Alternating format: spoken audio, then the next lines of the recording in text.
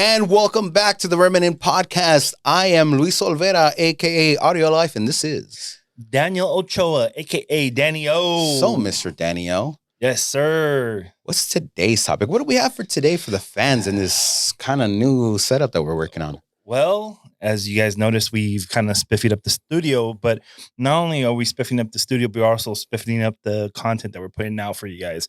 I know. Recently, we've been... we had our first guest, didn't we? Yes, we did. So now, what are we doing today? So that first guest was for our core segment. This first guest is going to be for our Remnant segment. Ah. And the reason why, we're named the Remnant podcast. Yeah. The last time I checked, yes. Right. So we have to kind of explain to the folks, like, what is the Remnant? How does it look like? How do we operate in the world? Do we just go to church or not? All right. So what's a part of this segment now? So today we have a very special guest. He's an awesome guy, and his whole family is literally half of a congregation. Whole family. And it's Mike Oxford, the C.O.O. of Christ. The C.O.O. of Christ. Yes, Mike sir. Oxford, welcome. C.O.O. for Christ, maybe. Like I think that's. I'm not God's boss, so I think we should probably start off with that. There you go. You can leave that in. You don't have to edit that out. But hey, I'm excited to be here. Awesome. We're excited to have you. I appreciate you guys said that you spiffied it up. So since you put that we were come on. COO, I put a Yes. jacket on today and wanted to There you look the go. part, impress the audience. I think that's important. They're impressed that we have guests. Come on now. Yes. Yes. And lighting. I'm your second first guest. Yes. Yes. Second guest, first on the other section. Yes. On the That Remnant section. there Come you on. go. I love it. Right. Glad to All right. be here, guys. So, what we'd like to know is what I've been trying to find out for the last hour or so. Who is Mike Oxford? Well, you mentioned the family, and so I think Right. everybody knows Mike Oxford as the dad of the big family. Yes. Yes. So I know. It seems like you got a little Mexican in you. You literally have the school bus coming in. We do a blue school bus. I have 11 kids, which I'm glad you edited the questions because Danny thought I had 9, and you've known me now for almost a year. Yeah. What? Yeah. I thought it was 9. Like I've only counted 9. So that means I'm miscounting by 2. I'm Yeah, there's terrible. always- Well, Lyndon- I could not be a part of the census. Lyndon's out of state for school, and so he comes back and forth. And then Michaela is running around with the youth most of the time serving. So that's why we count 9. But I was the whole time I thought it was 11 and counting you and Melissa. Oh, man. Anytime. So it's you see 11, so 13 total. it, 13 total. Yeah. Literally, I'm pretty sure you could take your kids take up most of the youth section in the front. They do. Yeah. Yeah. And also the section in the back with the children. Anywhere you need it. We're kind of just the fillers. We're like the seat fillers at church when it looks Right. like on a Sunday night. We're like Like at man, the Oscars. yeah, we had the biggest service on a Sunday night. No, it's just the Oxfords and a couple of the There you families who go. are here. So yeah. But now you're giving the secrets out. Yeah, Oh, exactly. geez. Exactly. But my wife and I, we've been married since college, got married early, went to a Christian school. Everybody gets married young there. And so we got married and just decided, hey, let's start a family. Never wanted to have a big family. Ended up having a big family. Wow. Didn't know what I was going to do in life and have been working in the same industry. And so now I run a big company, have a big family. Everything we do is big. That's why we're in LA now. That's awesome. So what you just mentioned that you've been in the same industry for many years. What industry is that exactly? So I run nursing homes. Super exciting, right? Which you know because you've Yeah. done it too. I run skilled nursing homes, and so I started out as a caregiver, kind of grew myself into being a Wow. nursing home administrator, and Right. so I've done it all in nursing homes, and so now we have a big company out here in California that I work for. Nice. So let's touch a little bit back on the family. So 11 kids. 11 kids, yeah. How do you manage the traffic to get to school every day? I mean, homeschool, private school, public school, all in different schools. How does that go? Yeah. So how do we manage the traffic? It all stays in the house. We homeschool. Okay. Okay. So yeah, it makes it a lot easier. I'm the first one up and out the door before school even starts, so that part's nice. We have my wife was a school teacher actually. So she has a degree in teaching Oh, and, okay. and she just, as she started researching homeschooling as Landon, our oldest, as he first got, was going to go into kindergarten, we started talking about homeschooling. I didn't want to do it. Right. And it was actually her research in homeschooling that opened her heart up to wanting to have a big family. She was reading a book about homeschooling, Right. and this woman that was homeschooling just had a chapter on giving your family size to God. And she decided, I think this is what God's We need to calling make us a do. classroom. Yeah. And I said, no way. I didn't want to do it. I didn't want weird kids. So I said, no, I don't want homeschoolers. They're weird. They smell funny, and so it was kind of this long discussion. So we ended up having a homeschooling family, and through that's another podcast altogether on how we end up having 11 kids. It's definitely by the grace of God. But yeah. So we do it at home. I don't remember meeting homeschoolers when I was growing up. That was a rare thing. Now, especially 2020 after, it's like incredibly common. Yeah. So it's cool again. And, after the pandemic, everybody wanted to homeschool, and then everybody started asking us how we did it. And so that made our kids feel a little bit more normal, because they felt kind of strange and weird being homeschoolers. They love it. And that's awesome. Yeah. So it's cool. I mean, to see it in a certain way, because you have such a big family, at least they all get to know each other, grow up together. Yeah. And if you see our kids running around church, you see like they act like they haven't seen each other forever when they meet up in the lobby. Like the little kids run up to the big kids, like, "Oh, Michaela, I haven't seen you forever." Literally, we all are together all the time. So it's pretty cool. It's special. They like each other, and they're each other's best friends. And that's cool. Yeah, it's worked out well. Cool. Are any of them in ministry? You say you have the oldest, and then he mentioned that Michaela is also part of the worship team. Yeah. So no, I mean, what's been really cool about being here is, and a plug for our youth, man. Pastor Joey and Pastor Tona are awesome. And they, right after they met our kids, they started calling out gifts and then saying, "You're going to do it." And this is what's so different about this church, is it's not like, "Hey, God's calling you someday to lead worship." Joey looked at my daughter one day and said, "I think you can sing. Go up to the piano." And she freaked out. I mean, I remember like the next day, like, Pastor Joey wants me to lead worship. And that's how, I mean, it's let's do it. Let's do ministry now. And so all of our kids have special gifts, and they're activating those gifts here at the church. And so it's been pretty awesome to watch. That's amazing. I mean, I know with my mentor, when he like started pulling out my calling and my gifts out of me, I was like, "Wait, you want me to do what?" Because of the background coming from the church, where it was like, you have to reach a certain age, or you're served for a certain amount of years before you can even use them. But that's amazing to hear that your family, has been activated and using those gifts that God has given them. So how did the Oxfords end up in City Reach? Well, most of our stories of where God has moved, He's really spoken through my wife. We were in Wisconsin. We didn't live there very long. We were there for 2 years, and God had kind of moved us out of where we were at. We were kind of alone. We moved to Wisconsin right before the pandemic, and there was sort of like an internal revival that had started at our house. And being homeschoolers, my wife took a year where she said, "We're just going to focus on the move of God." And so she started teaching the kids about like God's generals, about like I didn't know who Catherine Coleman was. My wife was the kids were literally doing projects on Catherine Coleman. Wow. Yeah. And That's so bold. Yeah. So that she said, we're going to get on fire for Jesus. Right. And so this churning started happening with us. And when we had the opportunity to come to LA, we're like, a big family going to LA, does that make sense? We're like, I feel like God's called us there. And so we had sort of non-negotiables for churches, because we'd been to so many churches that just weren't cutting it anymore. Right. And so we wanted a church that was going to sort of match that level of revival that we were experiencing. Right. And we walked into City Reach, and I'll tell you, like, I don't know. I can't remember the first service if I was really feeling it. But everybody else was like, "I think we're good." And I was like, it's 12-1, 12-1. Okay. That kind of happened to me when I came to City Reach. And the reason I came to City Reach was Pastor Shalom, our worship pastor. We've known each other for years. He's like, "Hey, I need a bass player for the youth on Fridays." I'm like, I haven't played bass in a long time. No, just come anyway. Here's the songs. Okay, I'll do it. I started coming.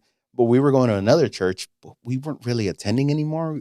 Through the pandemic, I was like, "Oh, yeah, I go to this church. We weren't going. I was just using an excuse. Right. We came here, and I was like, "Nah, I still kind of want to go to that church because I love pastors preaching." My wife was like, "No, I feel at peace here." I'm like, okay. Yeah, that was kind of it. My wife, and I think she found it online. And so we came. It was close. We weren't supposed to live in Whittier. We were going to live down in Temecula. We were going to buy a house. It fell through the last minute. We had to rent a house in like a month. We had to find a place. No, sorry, in like 2 weeks. We had to find a place that would accept a family our size in 2 weeks. And so there was only one house in all of LA that said yes to us. And it was in Whittier. We didn't know anything about it. And I walked it because I was out here working, and I would bring a kid with me each time I'd come out to work. So Michaela was with me. It was early January, and we walked it and said, all right, we'll sign a lease, and didn't know anything about Whittier, and then went to the church. And then now we look back like, man, like God knew. This was all planned. That's right. He put us in a Spanish speaking church so that we could be the English interpreters. And so we're super excited. That's exactly right. Yeah. See, just as long as you get by at Taco Bell, you'll be fine. Yeah. What's that? Enough Spanish to learn to, get by at Taco Bell. Oh yeah, for sure. For sure. You guys even eat Taco Bell, or you actually eat real tacos? I know. Have you guys been running around eating all the taco stands around here? We did the other night when we left church for the first time. Melissa's like, I want a real taco. And so I thought, Mexican pizzas are back. Let's go to Taco Bell. But no, we stopped at a truck, and we made our way through it. Oh no, we got the list. Yeah, like me, this guy, a couple of the other guys, Art. Like we know the spots. Yeah, you got to help us out. We will. You got to help us out. Put them out, and then every week we'll hit a different one. I know, Taco Ministries, dog. Ooh, come on, Jesus, in Jesus' name. I mean, I've had tacos in my day. Like I've eaten well. So you mentioned that you've been a Christian your whole life, and you can continue to be a Christian for the rest of your life. You went to Christian college. Where was that? Went to Christian college in Tennessee. Yeah, that's where Melissa and I met. My wife, we met the very first day we moved into college campus. Aww. So we literally, love at first sight, man. There's most women would go there to try to find like a man who's going to be a pastor, right? And so most of the women are trying to become pastors' wives in a Southern Christian school like that, and that wasn't on Melissa's list. So she met me and she said, hey, let's get married. Like at Christian schools, it's like one guy to every like 5 girls. And so I had an upper hand. She's like, that's crazy. I'm going to take that guy. That's crazy. He's my guy. She knows that's true. And the ring by spring is true. That's right. Oh yeah. What? Absolutely. The ring, you haven't heard that expression? No, I never went to Christian college, bro. I didn't know either, but I barely went to college. So the thing is that people go to Christian colleges and they're like, a ring by spring. You're talking about your freshman year. Yeah, it's true. Not like by senior year, like freshman I've seen those memes. I didn't know they had a title, ring by spring. Yeah, I mean, there's some secret things happening at Christian schools. Like there's a lot of people who get married really fast all of a sudden after they meet in school, because it's better to get married than burn with desire. And so you got a lot of, we took some friends who got married like the 3rd week they knew each other, and we waited a couple of years and got married while we were in school. Yeah, there's some Hispanics that do that. Like, for sure. I mean, me and Allie got married 3 months after meeting. Yeah, they get married and then they had a baby that's like a 9 pound. This probably should not go in. Let's cut that out. We're raw. We go. I was gonna say that so many people they got married and we got pregnant on our honeymoon, and then they have a premature baby after 6 months, and it's like 9 pounds. Like, no, the math's not doing right, bro. At least with me and Allie, we were like, Ezra was born six months after we were married, and it was like, no, he's not premature. But he's ours. Exactly, yes. That's what they got to tell their parents at Christian schools. But yeah, so we met in Tennessee at a Christian college. We both on and off Christian high school or Christian. Like I went to Christian middle school. Melissa did too. So I mean, we Melissa and I both have similar backgrounds. The fact that we come from a legacy of faith. Ooh. So when you say a legacy of faith, like you mean generational? Generations. Like granddaddy, daddy. Yeah. So my granddad was a pastor. Wow. He was a Pentecostal pastor before I was born, and something happened, and so he walked away from that. So I actually didn't grow up Pentecostal. Grew up in sort of a more traditional Christian church setting with an organ, and church didn't last very long. There was no move of the Holy Spirit. There was didn't know about the gifts of the Spirit until I got into middle school. Okay. But yeah, so my granddad was a pastor. Melissa's family, her grandparents got saved on her mom's side, and then they actually led her grandparents led a large ministry for the elders of their church, the elderly of their church. And so there's ministry on both sides of our family that goes all the way back to our grandparents. That's awesome to hear.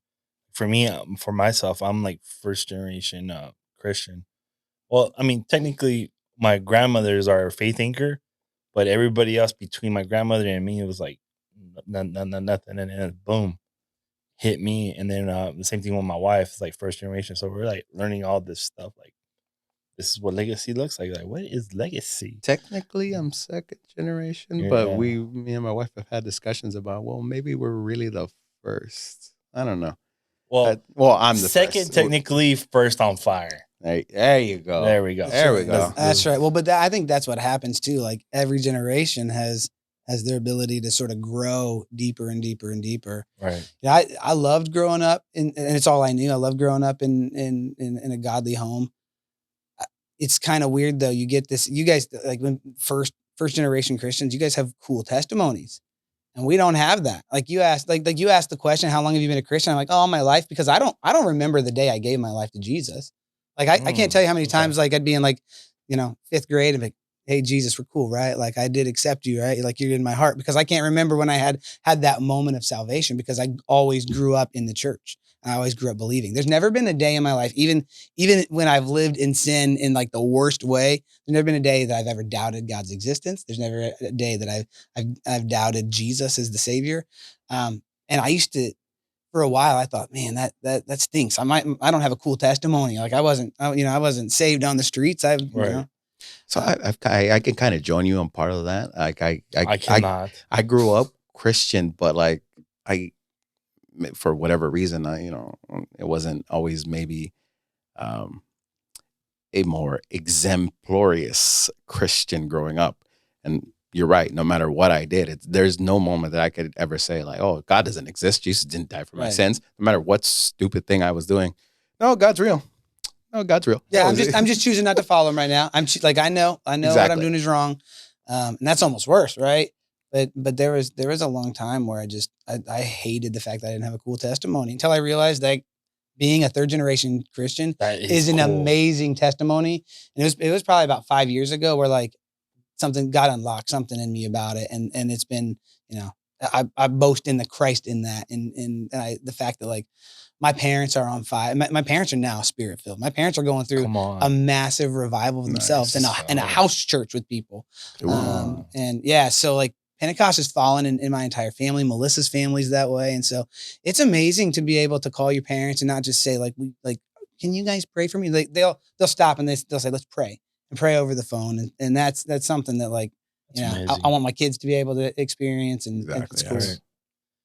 So you just mentioned right now, like even when you were in sin, so was there a time or period of your life where you were like in rebellion, or like just stepped away, or? Yeah, I would say that I didn't recognize it as rebellion at the time, and you look at it now and you're like, whoa. And it's actually, I mean, it's been more recent in my life as a husband and as a father. Right.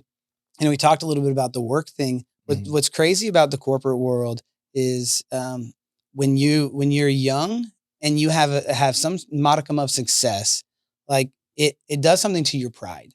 Yes. And so I was young and successful, and people told me that a lot, and it made me think that I was like the greatest thing in the world, like the big cheese. That's right. Yeah, I was the Michael Jordan of nursing home administrators. Like that's right. You still are. Bring it on. That's right. And the problem was, because I grew up in, I grew up in a Christian home, then got married young. Like I didn't drink. I didn't do any of that kind of stuff. Well, you get into the corporate world and it happens, and things are thrown at you, and you're sitting in meetings that drinking's okay. And so, yeah. Oh, it's because you got to take out the client. Oh, you got to do this. You got to do that. Yeah. And then on top of that, like when you're working in like I worked for really large organizations, and I was winning awards. And so, you felt like you were the coolest person in the world. Like there's 800 people and I won the last award of the night. So everybody's like, hey, we're going to the bar afterwards. And so you're like, let's go. But my issue was I still told people I was a Christian. I still told people like, hey, like, when it was convenient, I talked about God. When it was convenient, I talked about Jesus, and then I would cuss, and then I would drink, and I would do a lot of things that led to just bad decisions all the way around. And so yeah, there was a period in our lives where like Melissa and I almost didn't stay married. I mean, it was close. Yeah. Like it was the faith of my wife after a night that almost ruined everything. She got up. It was a Sunday morning. We didn't sleep. I thought we were going to be over. Right. And she's like, I'm getting the kids ready and we're going to church. And I was like, I'm going to come with you. And that was, that was again, because of that anchor of faith and my wife's deep, deep faith in God and the promises that God had in her life. She wasn't going to give up. Mike Oxford, you're giving me chills. We've lived similar paths. It's a little scary. Hey, what's interesting is you talk to a lot of guys, right, and that happens. And I think it's because the devil replicates that attack because there's so much shame in it, right? There's so much there's so much hurt in like being able to say, man, I screwed up to the point where I almost lost my family. And then when you've called yourself a Christian all your life, then you're like, I'm a bad testimony. Well, I can't go share my testimony now because half the people on my social media were people that know that I was this drinker, that I was this guy. Exactly. Yeah. So I've told him, I'm like, I don't think I've ever been ashamed of being a Christian. I've always been ashamed of not living up to being a good one.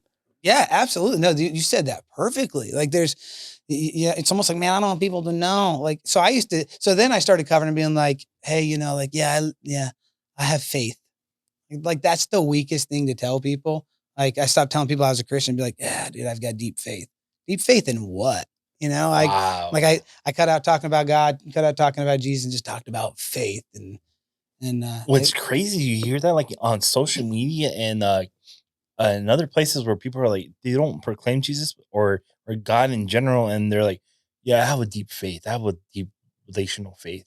Mm-hmm. It, like you said, in what though? What is your faith ground? Yeah. What's your faith grounded on? So now looking back, I mean, always hindsight's always 20/20. We've said this before on this podcast that we look back and we're like, man, I could have done that differently. But if you hadn't gone through that season, would you be the man that you are today? I believe so, because I believe God's big enough. Okay. And that's the conversation Melissa and I have had a long time, because we'd have all these friends that would be like, man, if I didn't hit rock bottom, but God's not big enough that he didn't have to put you through rock bottom. No, he's big enough, but that you hit rock bottom and he still brought you out of it. Right, amen. And so there was a night. I'll tell this story. And I'm sure my kids will ask, tell me a little more about that night. But I remember we had all these men at our house and we were praying after. This was like right after the season where like I was kind of coming out of some bad decisions. And my wife, like she was upstairs reading the Bible but she was still dealing with some hurt. And she had heard one of these guys say that. He'd actually said that. He's like, I don't regret any decision I've made because it brought me to where I'm at. And she thought I said it. So I came upstairs. And her little devotional book that she was reading, as soon as I opened up the bedroom door, came flying at my head. And I moved out of the way. And I was like, that wasn't me. I disagreed. You should have kept listening.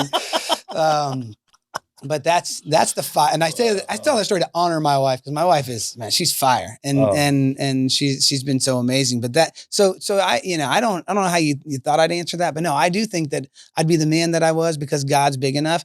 Right. But the fact that I am the man that I am, despite of all that, shows how awesome God is. And like you go through peaks and valleys. Like I just gave up drinking in the last year. And it wasn't like it was an alcoholic, but I made a ton of bad decisions when I drank. Right. And maybe a couple of good ones. So I'm like, oh, hey, look, like drinking's not so bad. So when I golf, I should drink. And so, a lot of this stuff I've just purged out of my life more recently because I don't want there to be any shadow, right, of the past. Because if it comes down to somebody saying, I don't want to be a Christian and be like Mike, then I got to get that out of my life. Come on. For me personally, it's been 2 years since I've touched the drop of alcohol, because even though I've been serving the Lord and been with the Lord for the past 8 of those first 6 years, I was like, well, if I control it at home, I'm not making anybody stumble. Like you said, I'm on the golf course. What am I doing wrong? I'm not getting drunk, just having a drink here or there.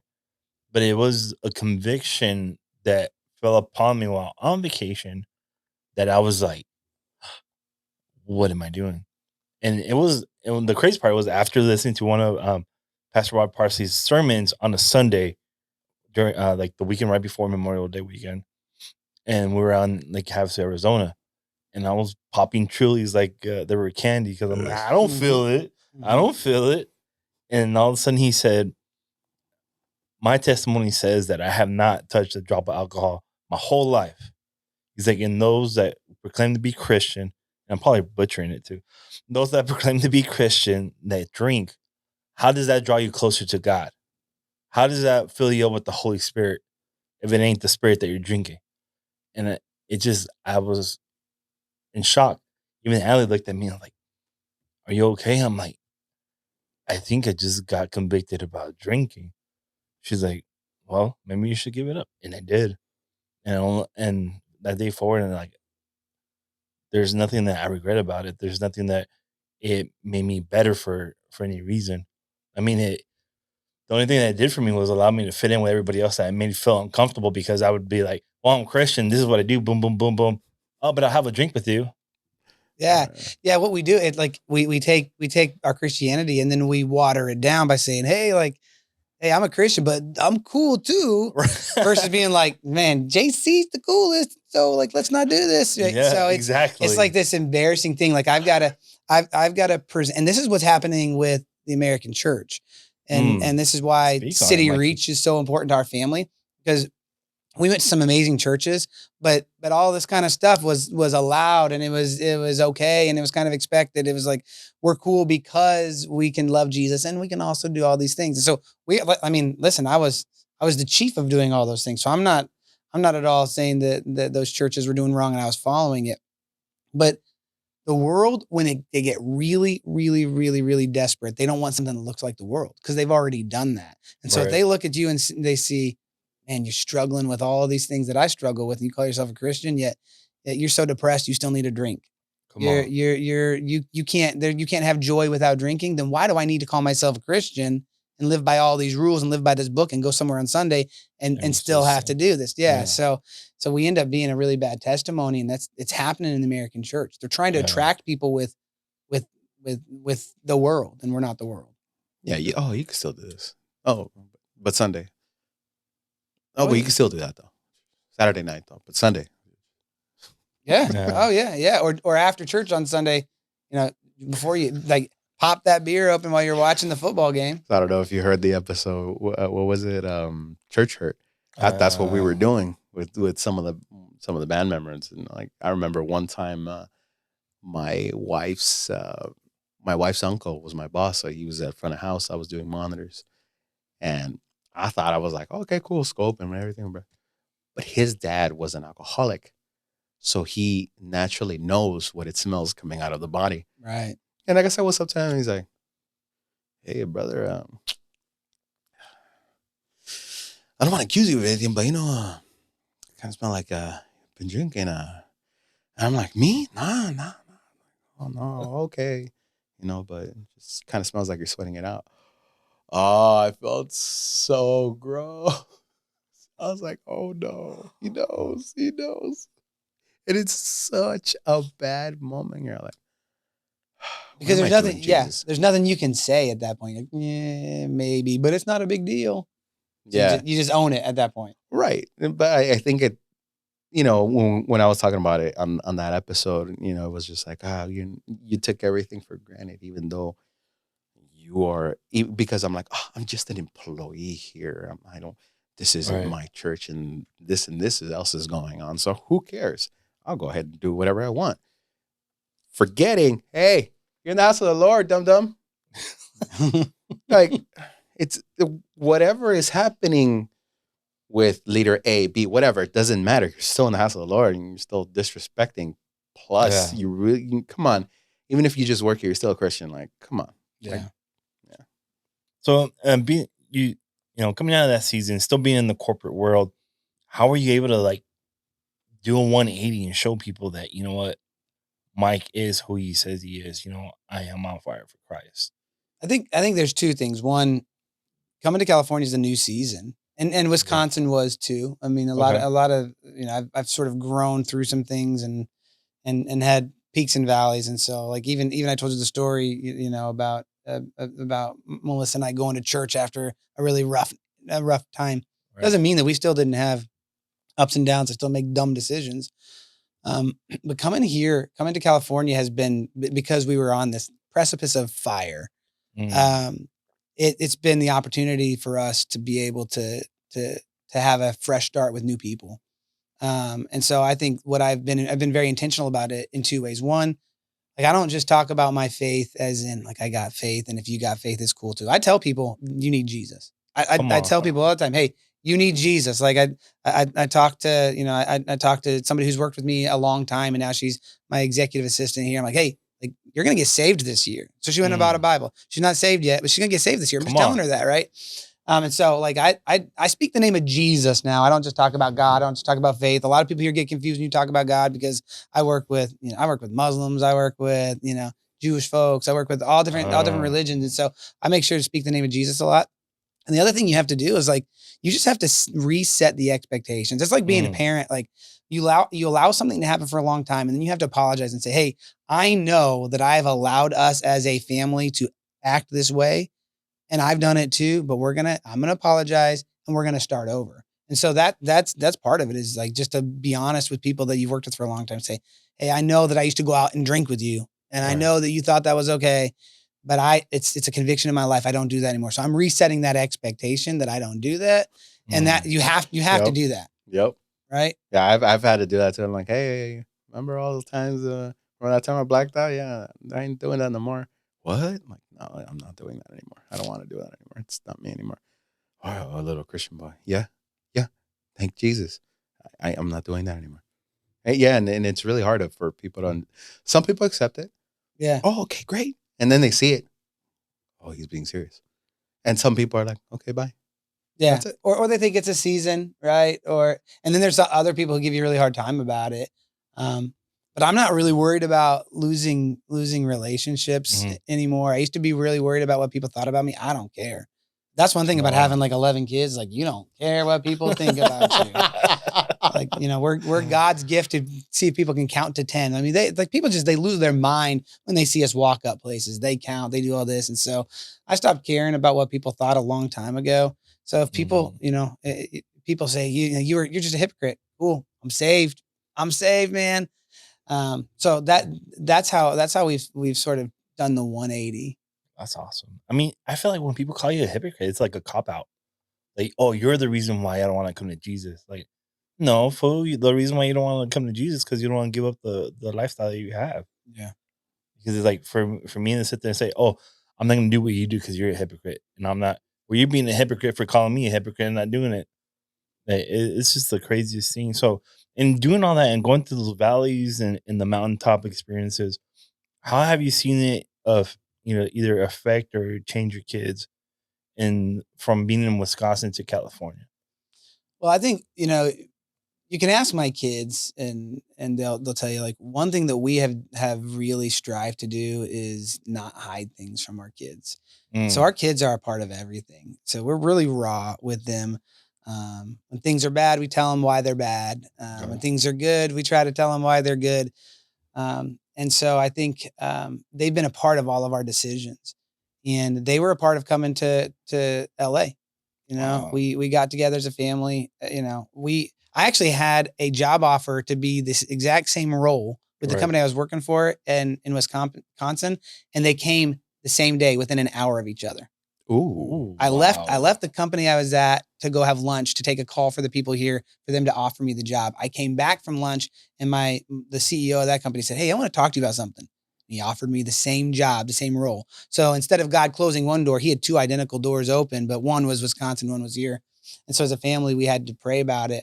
And overall, people were excited. I had a couple of kids scared. They're scared to come to LA. Obviously. Yeah. I mean, it's LA, right? Yeah. It's there's just things that, like, drugs and pimps and all that stuff. Like, am I going to have the gangbang? Are we all going to be from the same gang? That's right. Eh? Yeah. Yeah. No, they immediately started going through all the different colors in their closet. I had, we started playing Dangerous Minds right away. And I got to show you guys a movie. That's what we knew. Who wants to know how it is to grow up in Compton? Which one? That's right. But what's so funny about it is our kids are so comfortable here now. And man, like the misperception with the rest of the nation and California is crazy. Because everybody talks about how people are rude here. No, man, people have been the nicest to us here. Like everywhere. People have been, there's some weirdos everywhere. But like, there's some places where like their niceness is like a mile wide and an inch deep. And so it's all smiles, but they're really fake with you. Here, people are real. And we've actually experienced people like our kids are thriving here, man. They love it. It's really weird to be jumping around all across the country. Like I know you've experienced it we were talking about earlier that you've lived in different states. Because of work, I get to travel all over the place, and I go to one place and I'm like, oh, I get to experience this friendliness and that friendliness, and then this not so friendliness here and this and that. The only conception sometimes I get right is about a lot of the woke that lives around here, which is unfortunately true. But as far as people being nice or not nice, it's kind of all over the place, everywhere. Not necessarily like, oh, it's better here, or it's worse there, or it's there. It's just, perceptions of people. Yeah, and I would much rather be in a place that forces you to live by faith every day. And so the politics that we have here, the things that we have to deal with every day, the things that I have to deal with at work are completely different than what I had to deal with in Wisconsin. Let me tell you, I have, there's a lot more letters in the alphabet that I got to deal with at work here than in Wisconsin. Yeah. Really? Yeah. Oh, yeah. Like, there's a whole shift, like where. Yeah, bro. Really? You got to remember, here's the woke state. Yeah. So it's nuts, but I'd rather be here because it's so much easier to be on fire because it's easy to say you're hot or you're cold here. There's a lot of places that it looks like it's, Texas is a great place to live, and Florida's a great place to live, but I don't want to go somewhere where it's easy because then there's some dangers and pitfalls in that. Ooh. Well, I've also heard that from somebody else. One of the guys that I listen to, I call him my digital mentor. He talked about it because he grew up in Cali too.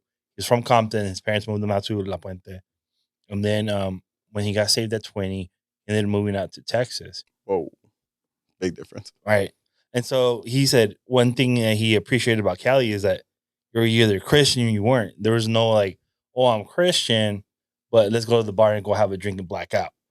And that's what he experienced in Texas. Like people would say, "Oh, I'm Christian, but still live as dirty as the world." Yeah. And that's one thing I was like picking up on right now that you were just talking about. Like that's what you appreciate. And as being a native Californian, like you don't notice it. You're just you. It's Cali, bro. I can't even do that. I gotta like.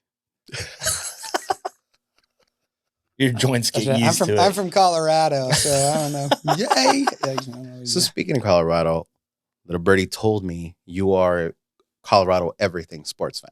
Yeah. Unfortunately.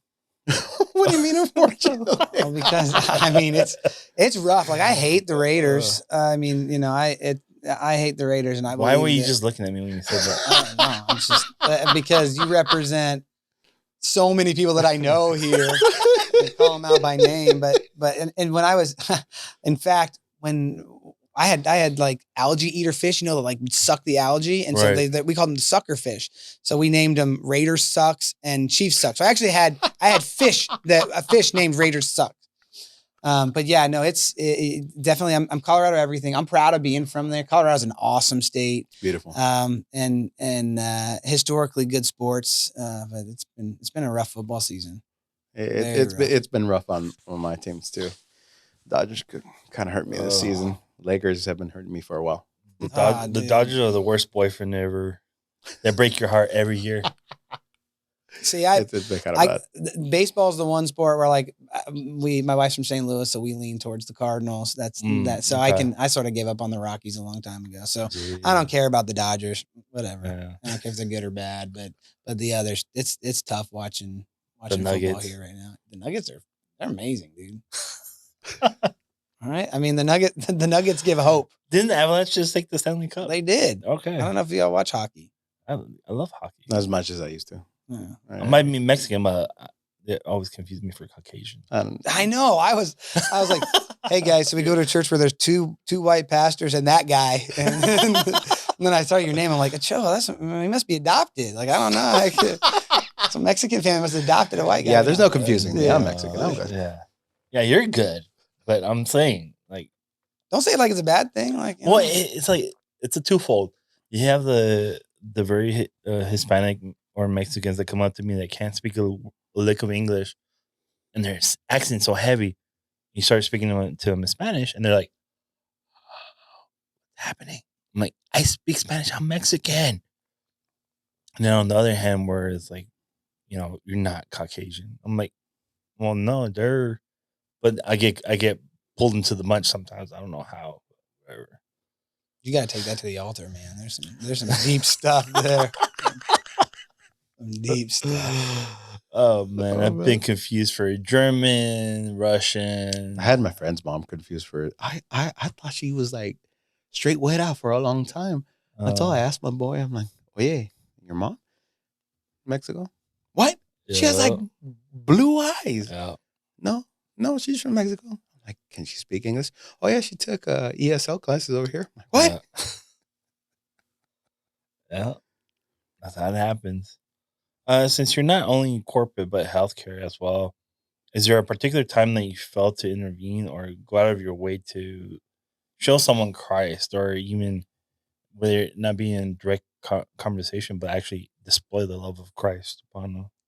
Yeah. I mean, I think that's the beauty of what I do. Um, Now it's more about employees than it was about the residents, because I don't interact with our residents now. Okay. But it's really about the employees. But when I was like my first nursing home that I was an administrator of, we had a guy who, yeah, I was his buddy, but he's kind of a mean old man, and gave people fits, and he was on his deathbed. And Wow. I kneeled down in his ear and I said, "Al, you cannot, like, you can't talk back to me now, and so this is important. I want to explain to you who Jesus is. I don't know if I'm going to see him in heaven or not, but Right. I know for a fact that You walked him. he heard it, and that was kind of the first opportunity where, like, I really realized, man, like the ability to meet people at their darkest hour. I mean, this, like, he died within 24 hours of that conversation. Wow. And so if no one else told him about Jesus his entire life, he heard it You one did last it. time. Yeah. And so that, things like that, I've had a lot of those kind of experiences. But on the employee side, I mean, you're dealing with people in all walks of life. You've been a CNA. Right. One of the cool things about California too is like the diversity. So the company that I work for, we have 42 nursing homes. And so we have, we're all over. So I've got nursing homes that are like right on the beach. I've got nursing homes that are in Orange County that have very, they're high end. And then I've got them in the heart of Oakland. Right in the hood.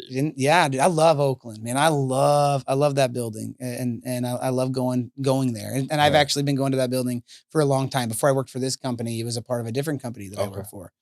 And the people there, when you want to talk about people who are desperate for Jesus, it's these people that have lived in these cities where they, like, a lot of that population has not left that like 5-mile radius. Yep. They've never left it, and that's all they know. I was at a lunch thing, sitting in the parking lot of Oakland in our gated area. I mean, it's pretty scary. And this lady, this nursing aide was talking to me, and she asked me if I knew about A.A. Allen. I'm like, "How you know about A.A. Allen?" What? Right? Yeah. She's like, you know all them preachers. I'm like, "No." Like, and it's because the people who are the most desperate are the ones who have the biggest faith.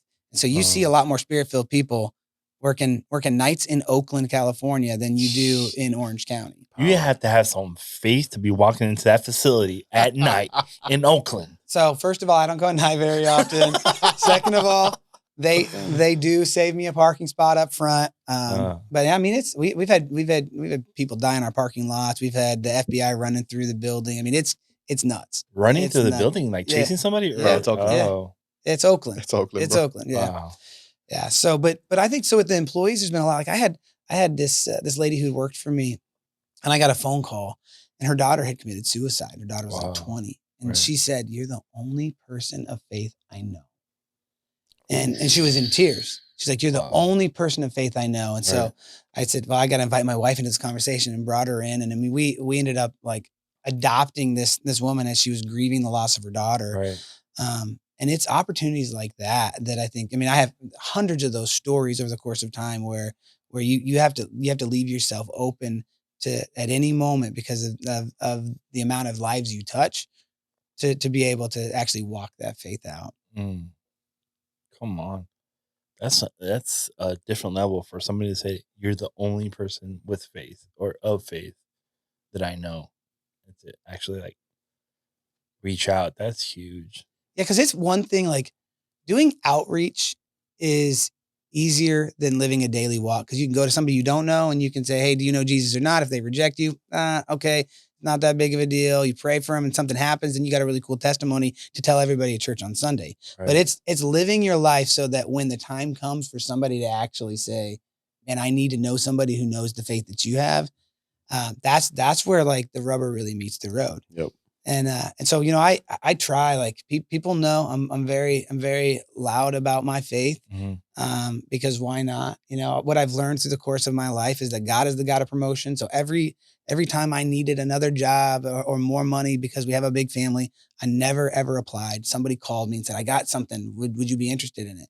And so I believe God's put me where I'm at. So I'm not afraid of getting fired for speaking about my faith. Right. I'm not afraid for being bold about it. And what's happening now that like the fire of this church, the remnant of this church has really spread to me in such a way that like I got a prayer room at my corporate office. Come on. And everybody knows when Mike goes and asks for the key to our file room, and they know he's praying. I just put it on my calendar, prayer time. If I see an hour that works, I just go down there. And that has changed people. That has opened people up to come into my office, and they'll come in and they'll see my Bible, and they'll be sitting right there. And before you know it, you start a conversation with somebody who had a little faith, but they didn't know who to talk to. Right. And that's been phenomenal. That's huge. Well, now on the other end of the spectrum, has there ever been a time where being in the corporate world that your faith has caused either like a struggle, or you've seen that people are just coming against you for being so loud about your faith? No, not really. Well, yes, in the sense that people would come after me and say, oh, you call yourself such a godly man and everybody knows you did X, Y, and Z. So I think that's where I've seen it a lot. Okay. I mean, I've had people on social media bring up something, you know, that happened 10, 11 years ago. And that's how the devil works. He wants to continue to remind you of things and try to, you know, crash your testimony and make you not want to live boldly, because when you do, people remind you of things that you did a long time ago. Like when all the abortion stuff came out here in Cali, you know, I posted something on social media, and somebody I don't know from like 11 years ago said, man, I hope the company you work for knows the kind of trash that you are, that you support this kind of stuff. Like you're no godly man. And that has come up a few times, but really people are so hungry to meet people of faith that even if they don't share it, my faith has been pretty accepted in work circles. That's amazing.